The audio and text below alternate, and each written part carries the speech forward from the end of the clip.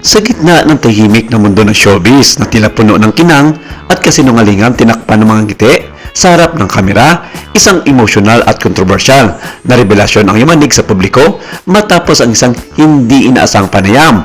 Sa nasabing interview, inilahad umano ni Shaina Magdayaw ang isang kwento ng pag-ibig na hindi naging madali. Isang relasyon na sa simula ay puno ng pag-asa, ngunit kalaunan ay natabunan ng mga lihim at katotohanang mahirap tanggapin. Ayon sa kanyang salaysay, matagal nilang pinagsaluhan ang isang malalim na ugnayan na hindi basta-basta nabuo. Taon ng pagkakaunawaan, mga pagtitiwala at pagmamahalan ang kanilang pinagsamahan. Ngunit sa likod na lahat ng ito, unti-unti raw niyang naramdaman na may isang bahagi ng pagkatao ng aktor na hindi nito kayang ibahagi sa kanya, isang lihim na tila unti-unting sumisira sa pundasyon ng kanilang relasyon. Sa isang eksenang niinirawan niyang puno ng luha at emosyon, sinabi ni Shaina na dumating ang puntong hindi na niya kayang ipaliwang bala ang kanyang mga hinala.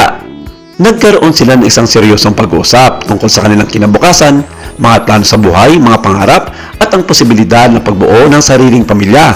Ngunit sa halip ng malinaw na direksyon, isang nakakagulat na pag-amin ang kanyang natanggap. Doon, ayon sa kanya, inamin ni Piolo Pascual ang isang matagal na niyang itinatagong katotohanan na siya ay may nararamdamang di para sa kapwa lalaki. Isang pahayag na hindi lamang nagbago sa takbo ng kanilang relasyon, kundi tuluyan nagwasak sa mga pangarap ng kanilang binuo bilang magkasintahan. Samantala, sinabi ng aktres na sa kabila ng kanyang nararamdaman, pinili raw niyang igalang ang desisyon ng aktor. Sa halip na magalit o magkimkim ng galit, nagpasya siyang magbigay ng espasyo. Para sa kanya, mahalagang matutunan ni Piolo na tanggapin ang kasarili nito kahit panangangulagang itong matuluyang paglayo sa kanya. Ngunit habang umiinit ang usapan sa publiko, hindi na nahimik ang kampo ni Piolo Pascual. Sa isang payag na inilabas sa isang kilalang showbiz media portal, maring itinanggi ng kampo ng aktor ang lahat ng paratang. Ayon sa kanya, walang katotohanan ang mga binunyag ni Shaina at isa lamang itong pagtatangka upang makakuha ng atensyon at muling mapag-usapan sa industriya.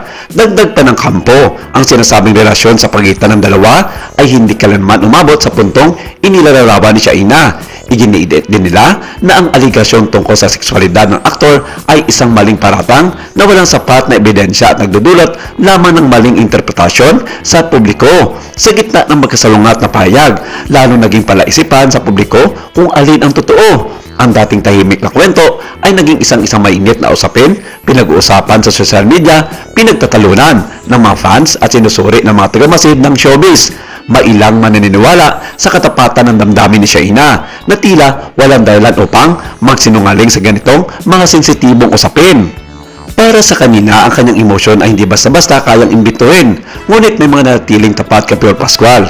Pinipiling ipagtanggol ang kanyang reputasyon at igiit ng lahat ng ito ay bahagi lamang ng mga intriga. Habang patuloy ang ingay sa paligid, isang bagay ang malinaw. Ang kwentong ito ay hindi lamang tungkol sa chismis o intriga.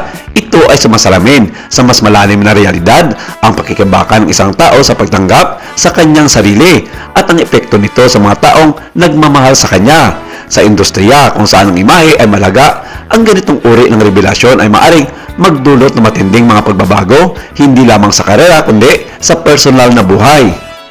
Ang presyo ng publiko, mga takot sa panghusga at ang pangangilang panatilihin ng isang perpektong imahe ay ilan lamang sa mga hamon sa kinakarap ng mga artista.